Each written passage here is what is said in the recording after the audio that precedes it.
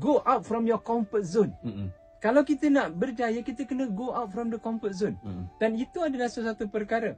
Hidup ini kalau kita nak dapat sesuatu yang lebih, kita kena buat sesuatu yang lain. Kata orang kan, if you do the same thing and expect different result, then you are insane.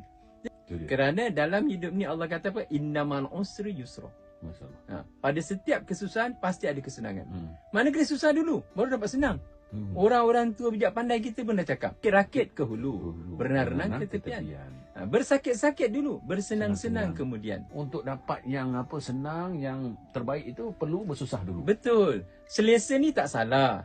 There are times when you need comfort. Tapi kalau you need comfort saja, you do not know really your potential. Itu dia. You can go higher, but kerana you duduk macam tu, itulah you. But you can be better. Sebenarnya kalau kita tengok dalam Maslow hierarchy of need, self-actualization itu yang paling tinggi. Dan itu yang kita disuruh. Laqad khalaqnal insana fi ahsani taqwim. Itu dia. Jadi manusia yang paling baik kerana kejadian Allah. Okey.